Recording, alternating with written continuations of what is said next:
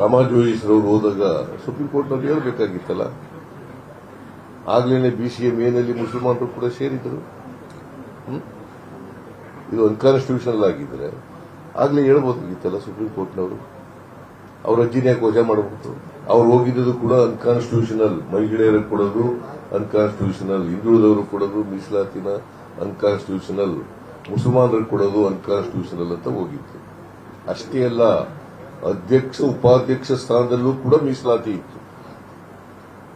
ನಾನೇ sub committee member ಆಗಿದ್ದೆ, cabinet sub committee member. Supreme ಕೋರ್ಟ್ನಲ್ಲಿ ಚರ್ಚೆ ಆಗಿದೆ. ಸುಪ್ರೀಂ ಕೋರ್ಟ್ನವರು ಅವತ್ತು ಮಾಡಿದಂತ ಆದೇಶವನ್ನು ಎತ್ತಿಡಿದಿದ್ದಾರೆ.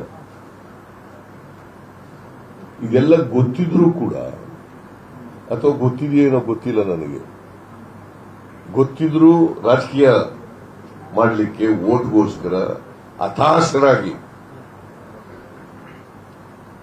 ನರೇಂದ್ರ ಮೋದಿಯವರು ಹತಾಶೆಯಿಂದ ಈ ತರ ಹೇಳಿಕೆಯನ್ನು ಕೊಟ್ಟಿದ್ದಾರೆ. ಇದನ್ನ ನಾನು ಇವರ ಧೋರಣೆ ಇದೆಯಲ್ಲ, ಇದನ್ನು ಖಂಡಿಸ್ತೀನಿ ನಾನು.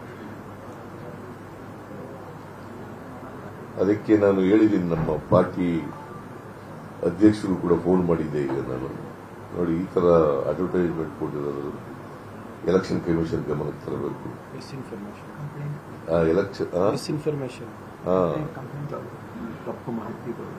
ಇದೆಲ್ಲ ನಿಲ್ಲಿಸಬೇಕಾಗ್ತದೆ. ಇದು ಈ ತರ ಜನರಿಗೆ ತಪ್ಪು ಮಾಹಿತಿನ ಕೊಡ್ತಕ್ಕಂಥದ್ದು ಇದೆಯಲ್ಲ.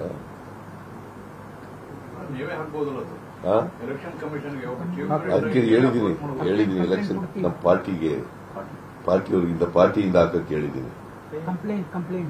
ಕಂಪ್ಲೇಂಟ್ ಪಾರ್ಟಿಯಿಂದ ಕಂಪ್ಲೇಂಟ್ ಮಾಡಕ್ಕೆ ಹೇಳಿದ್ದೀನಿ. ಸೊ ಇದು ಇವತ್ತು ಪ್ರಮುಖವಾಗಿ ನಿಮ್ಮ ಮುಂದೆ ಪ್ರಸ್ತಾಪ ಮಾಡಬೇಕು ಅಂತ ಇದ್ದದ್ದು. ಮತ್ತೆ ಚುನಾವಣೆಯಲ್ಲಿ ಈಗಾಗಲೇ ಮೊದಲನೇ ಹಂತದ ಚುನಾವಣೆ ಆಗಿದೆ. ಹೆಚ್ಚು ಸ್ಥಾನಗಳನ್ನು ಗೆಲ್ತೀವಿ ಅಂತಕ್ಕಂಥ ವರದಿ ಬಂದಿದೆ ನನಗೆ.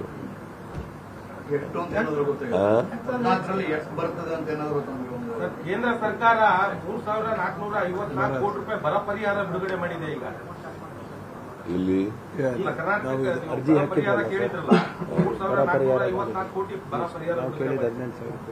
ನಾವು ಕೇಳಿದದ್ದು 18,172 ಕೋಟಿ. ಸೆಪ್ಟೆಂಬರ್ನಲ್ಲೇ ಕೇಳಿದ್ದು 18,172 ಕೋಟಿ. ಯಾಕಂತಂದ್ರೆ ಒಟ್ಟು ಬೆಳೆ ನಷ್ಟ ಆಗಿರ್ತಕ್ಕಂಥದ್ದು 35,000 ಕೋಟಿ. 48 ಲಕ್ಷ ಹೆಕ್ಟೇರ್ ಪ್ರದೇಶದಲ್ಲಿ ಬೆಳೆ ನಷ್ಟ ಆಗಿದೆ.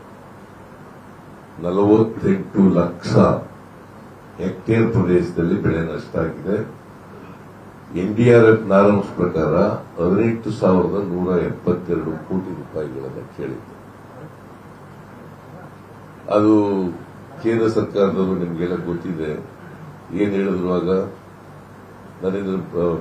ಅಮಿತ್ ಶಾ ಅವರು ಏನ್ ಹೇಳಿದ್ರು, ನಿರ್ಮಲಾ ಸೀತಾರಾಮನ್ ಏನ್ ಹೇಳಿದ್ರು, ಸುಳ್ಳು ಹೇಳಿದ್ರು. ವಿಳಂಬವಾಗಿ ಮನವಿ ಕೊಟ್ಟಿದ್ದಾರೆ. ಕೋಡ್ ಆಫ್ ಕಾಂಡಕ್ಟ್ ಬಂದ್ಬಿಡ್ತು. ಅದಕ್ಕೆ ಕೊಡ್ಲಿಲ್ಲ ಅಂತ ಅಮಿತ್ ಶಾ ಅವರು ಹೇಳಿದರು. ಆಮೇಲೆ ನಿರ್ಮಲಾ ಸೀತಾರಾಮನ್ ಅವರು ಹೇಳಿದರು, ಇವರು ಬರಗಾಲಕ್ಕೆ ಮನವಿ ಕೊಟ್ಟಿಲ್ಲ,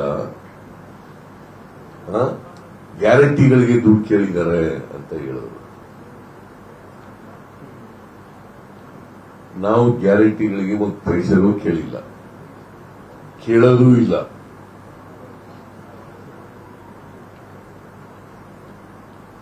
ಇಬ್ಬರು ಸುಳ್ಳು ಹೇಳಿದರು. ನಾನು ಡಿಸೆಂಬರ್ 19ನೇ ತಾರೀಕು ನರೇಂದ್ರ ಮೋದಿ ಅವರನ್ನ ಭೇಟಿ ಮಾಡಿದ್ದೆ.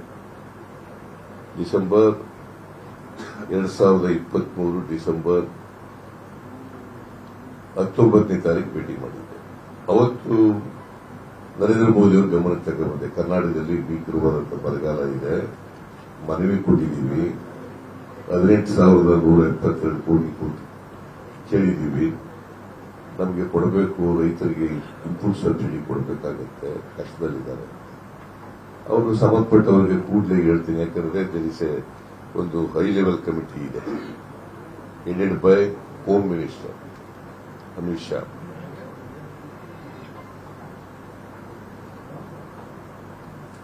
ಅದಾದ್ಮೇಲೆ ಡಿಸೆಂಬರ್ 20ನೇ ತಾರೀಕು ಅಮಿತ್ ಶಾ ಅವ್ರನ್ನೂ ಭೇಟಿ ಮಾಡಿದ್ದೆ ನಾನು, ಕೃಷ್ಣ ಬೈರೇಗೌಡ. ಅವ್ರು ಹೇಳಿದ್ರು ಡಿಸೆಂಬರ್ 23ನೇ ತಾರೀಕಿಗೆ ಮೀಟಿಂಗ್ ಕರೆದಿದ್ದೀನಿ, ಹೈ ಲೆವೆಲ್ ಕಮಿಟಿ ಮೀಟಿಂಗ್ ಕರೆದಿದ್ದೀನಿ, ಅವತ್ತು ಇತ್ಯರ್ಥ ಮಾಡಿ ಪರಿಹಾರ ಕೊಡಲಿಕ್ಕೆ ನಾನು ಮಾಡ್ತೇನೆ ಅಂತ ಹೇಳಿದ್ರು. ಮೀಟಿಂಗೂ ಕರೀಲಿಲ್ಲ, ₹1 ಬಿಡುಗಡೆ ಮಾಡಲಿಲ್ಲ. ಈಗ ಎಷ್ಟು ನೋಡಿಲ್ಲ, ನಾನು ಇನ್ನ ಮಾಹಿತಿ ತಗೋಬೇಕು. ಸುಪ್ರೀಂ ಕೋರ್ಟ್ ಅದು ಏನು, ಸುಪ್ರೀಂ ಕೋರ್ಟ್ನವರು ಡೈರೆಕ್ಷನ್ ಕೊಟ್ಟ ಮೇಲೆ ನಾವು ಕೋರ್ಟ್ಗೆ ಅಪ್ರೋಚ್ ಮಾಡಿ, ಕೋರ್ಟ್ ಭಾಗ ಕದ ತಟ್ಟಿದ್ದು for the first time in the history of India. ಈಗ ನಾವು ವಿ ಆರ್ ಇನ್ ಫೆಡರಲ್.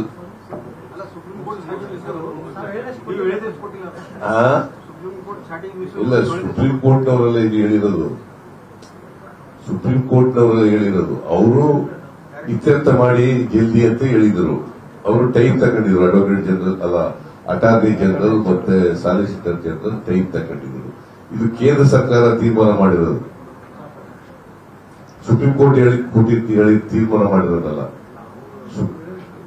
ಕೇಂದ್ರ ಸರ್ಕಾರ ತೀರ್ಮಾನ ಮಾಡಿರೋದು. ಇದು ಬಹಳ ಕಡಿಮೆ. ನಾವು 18,172 ಕೋಟಿ ಕೇಳಿದ್ರೆ ಅವರು 3,464 ಕೋಟಿ ಕೊಟ್ಟಿದ್ದಾರೆ.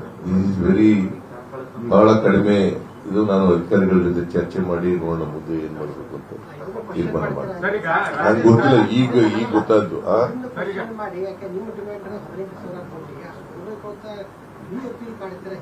ಅಪೀಲ್ ಇನ್ನ ಇದೆ, 1 ವಾರ ಟೈಮ್ ಕೇಳಿದ್ದಾರೆ. ಅಟಾರ್ನಿ ಜನರಲ್ ಅವ್ರು ಏನ್ ಹೇಳಿದ್ದಾರೆ, ನಾವು ಏನಾದ್ರೂ ಮಾಡ್ತೀವಿ ಅಂತ ಅಲ್ಲಿ ಕೊಟ್ಟಿರೋದಷ್ಟೇ.